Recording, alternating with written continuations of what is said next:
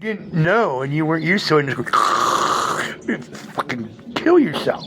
Which we did to many people. And they said, but everybody respected the legend of Mr. Wizard. But, What some of that homemade shit that we made was huh? some of the homemade. Oh, the homemade ones I came up with were bomb. But Yeah, we had that one with 2 bowls, yeah, 2 well, jugs. before I forget, last time I was at the dispensary. I don't even know how me and Guy got started talking about it, but something about rolling an ounce joint, 28-gram joint.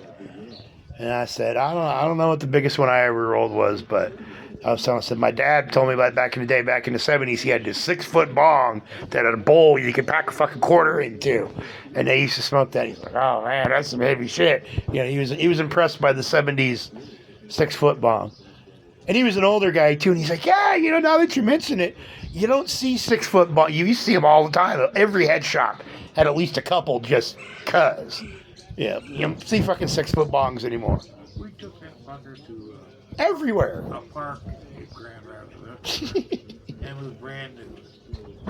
We had just gotten it in Jackson. And we went there to Grand Rapids, went to this park, and there was a bunch of hippies there. Judy and Mike. Yeah, all your... And some of their friends, you know. The crew. The crew, there was about 10 of us. Now, was this BD before Dylan days? Yeah. Okay, so This was probably, prior to 1976 at some point.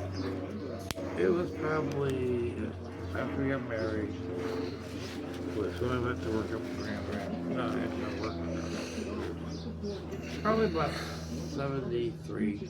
93, okay. So Dark Side of the Moon had just come out. And we took that, and Mike had this van set up that he took everywhere he went.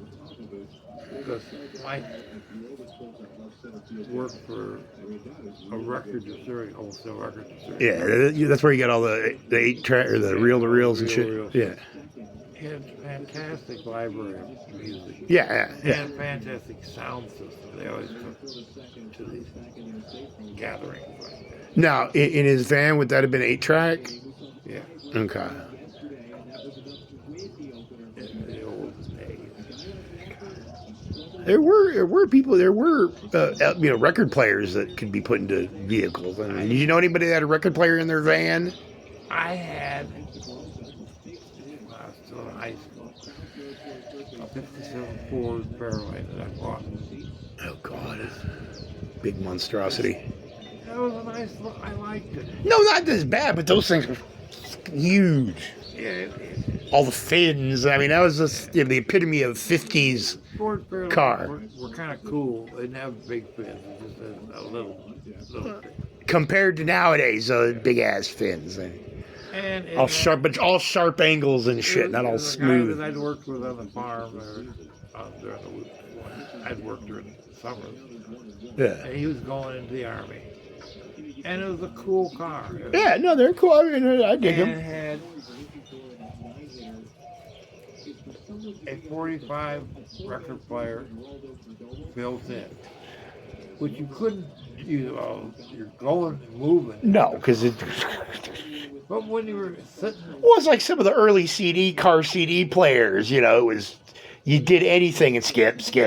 Yeah, no, I can imagine. when you were sitting still, it was kind of cool to be able. Yeah, if you're going out parking or just chilling or sitting by the lake, yeah, you know, I can see its use. Sitting by the lake, with your babe, Yeah. You got cool music.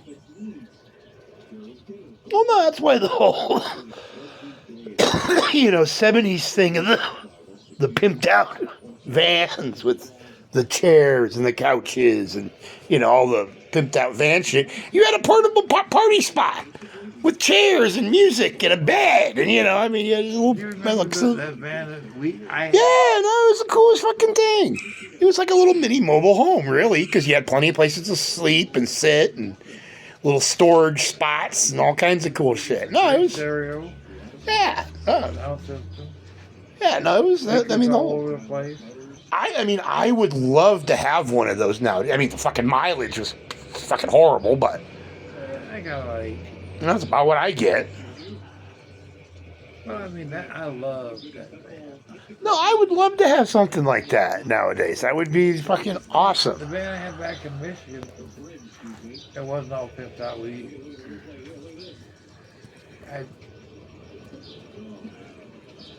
beanbag chairs that we put in there, and a great sound system. I had Oh, yeah. huge speakers.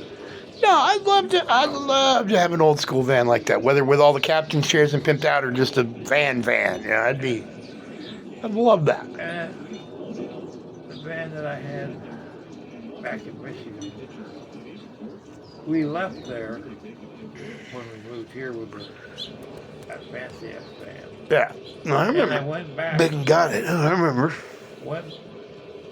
flew back to Michigan, and drove that old fucking van out here Yeah, I remember that. all by myself.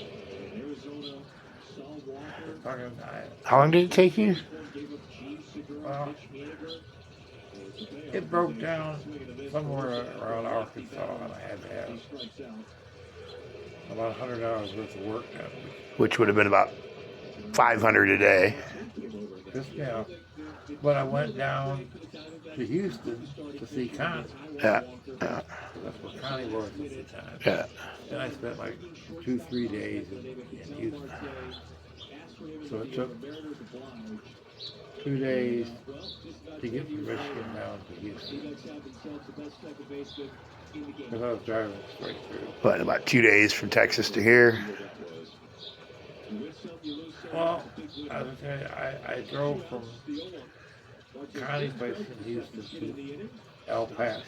Oh, oh, That's 850 miles. fucking brutal, boring. And once you left San Antonio, you're heading to El Paso. El Paso. And halfway there is Stockton, Texas. The definition of bumfuck Egypt, middle of fucking nowhere. Oh my All god. there is a truck stop. Yeah, that makes sense. And you got to drive for at least 4.5 hours.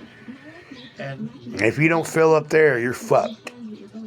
the scenery is rolling Texas hills. Not quite there as in the Texas hill. Oh, okay, so it's not quite driving across a pool table. That's the panhandle. When you go up to, we did that once. I think you were with us, Jan. We went down to Lubbock, and it's like driving on a pool table. Yeah, I very vividly remember you always describing driving across Texas like that. Flat as hell, nothing but grass for as far as you can find. Which has its appeal too. I mean, at least there's grass or some green. Yeah.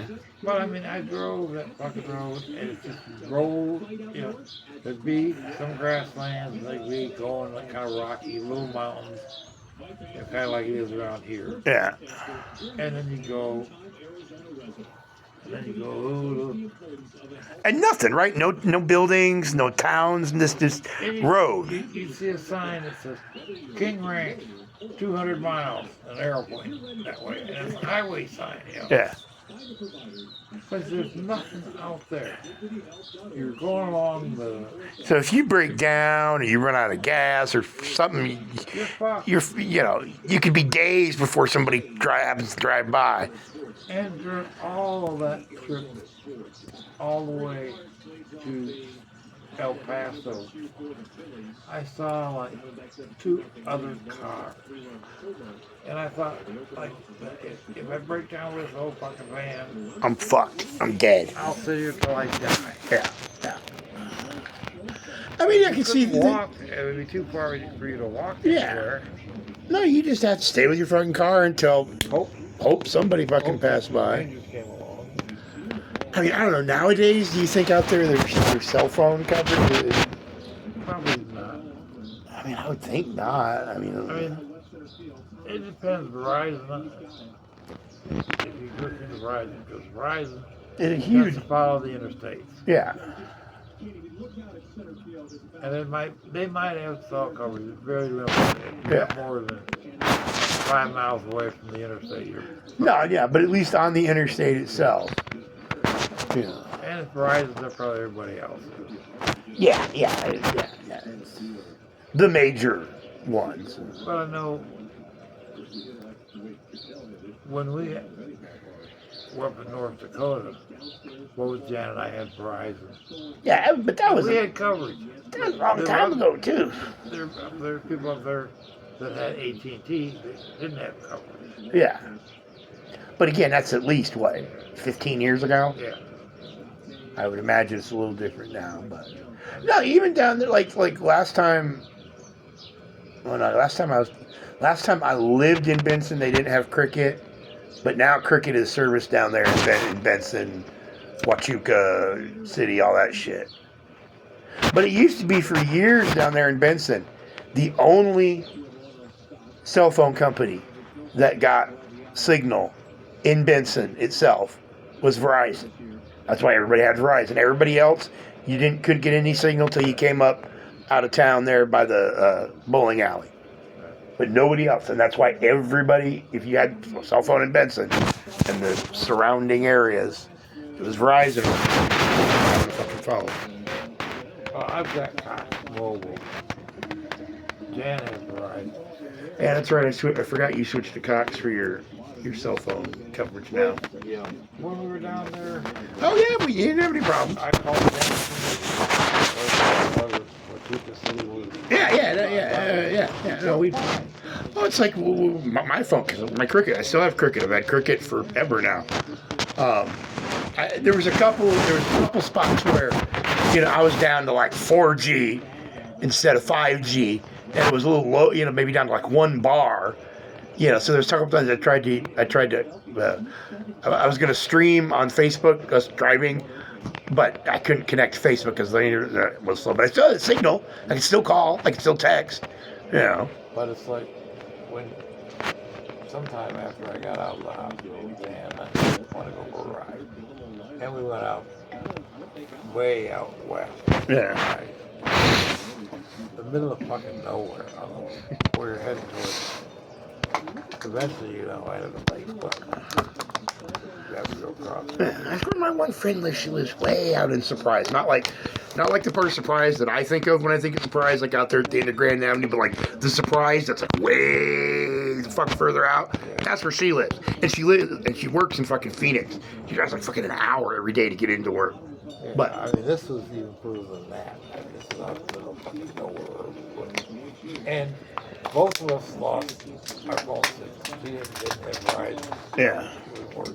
And I lost my whatever you had at the Cox time. Mobile. But then we drove about 10 miles back in. We opened coverage. Because there's still spots out there where it's you went out of everybody. Yeah. But like I said, most places in Arizona that if you're on some kind of road, you're probably going to get some kind of signal if you have one of the major carriers. I've never lost my Cox Mobile. Yeah. And we've gone up, around about here and all over. And supposedly it's like the Cox hotspot, but I've never used it. I have. For the Wi-Fi.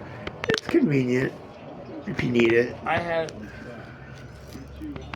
when the old one was like it, where and it would be like whatever tower it hit. Yeah. That's the VA I had it on. And it was instant movement. Now movement. This is cell tower, this cell tower.